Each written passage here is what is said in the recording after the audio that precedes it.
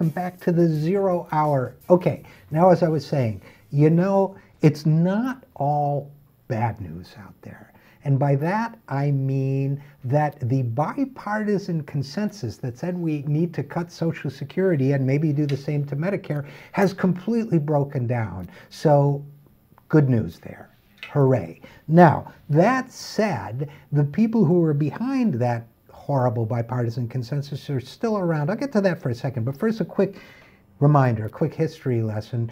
Back in the first Obama administration, everybody was talking about grand bargains and how to get the leaders of the Republican Party and the leaders of the Democratic Party together to work out a deal. And that was scary stuff because candidly, both those leaders were far too willing to do the bidding of corporate and billionaire overlords funding political campaigns. So we were at great risk of seeing programs like Social Security cut in order to keep taxes low for these wealthy patrons of our oligarchy-driven political system. But things have changed since then. The Republican Party is now in the hands of not just corporate servants, but of extremist lunatics. Now, while that in and of itself is not a good thing, it does make deal-making with establishment Democrats a lot tougher. And those same establishment Democrats are now deeply concerned about the left-wing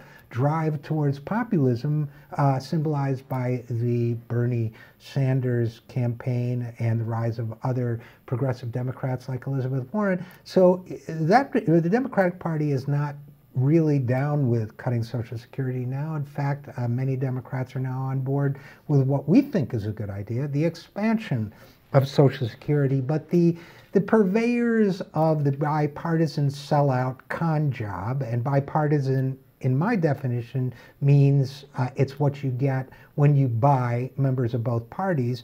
The BUI, bipartisans, are still trying to get it done for the corporate paymasters, and none of them is worse or more loathsome than former Republican Senator Alan Simpson, who along with Democrat Erskine Bowles was appointed by, let's face it, establishment Democrat Barack Obama to run a deficit commission that was supposed to recommend cuts to the deficit, ways to cut the deficit, and ways to cut Social Security. Simpson is still at it because his paymasters are still paying him to shelf for his horrible ideas. He was on CNBC with Rick Santelli, who is the guy who started the Tea Party movement. They're on CNBC, and here's what the dreadful Mr. Simpson had to say. We got a clip. We're going to play about the first 54 seconds of it or so. So let's hear it. The people who are telling us of this seriousness of this are the trustees of these systems, consisting of very bright Democrats and Republicans who are not elected, who are just patriotic Americans saying, look, Buster, you either get in and do something with the solvency of Social Security, which is the biggest elephant in all the rooms, and just change the retirement age to 68 by the year 2050, raise the money subject to the tax, change the bend points, that's inside baseball, and go to a chain CPI. You can't do any of that. At AARP will tear your underwear from your body. They don't care about anybody under 50. That's a monstrous organization. 38 million people bound together by a love of airline discounts and scooters and bathtubs, and erectile dysfunction ads. Well, first of all, Mr. Simpson, it's erectile dysfunction. Electile dysfunction is what happens when you got politicians from both parties willing to cut a program that millions of seniors and disabled people and children rely upon in order to keep them out of poverty and to have a semblance of a decent life. Electile dysfunction is the political system that gave us, I should say, you, Mr. Simpson, and I don't even want to know what subconscious thought processes led you to make that mistake, but believe me, we're going to remember it for a long time now.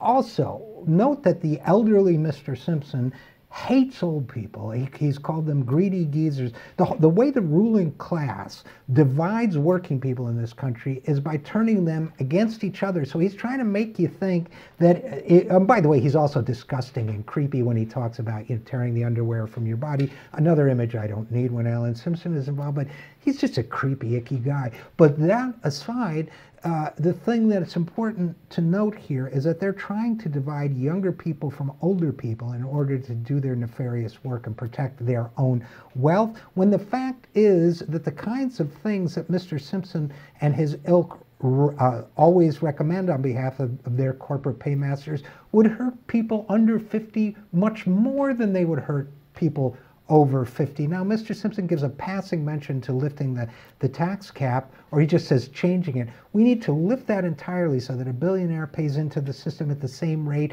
as a working person. And we need to just once and for all point out that people like Alan Simpson are crass, crude, ignorant, stupid, deceptive, and wrong for the American people. Now, how do we do that? Well, we support expansion of Social Security. We support bills like Senator Bernie Sanders that would do that, and we refuse to let greedy, selfish ideologues, and by the way, Alan Simpson is earning a very nice pension on the backs of the American people, we refuse to let them divide us.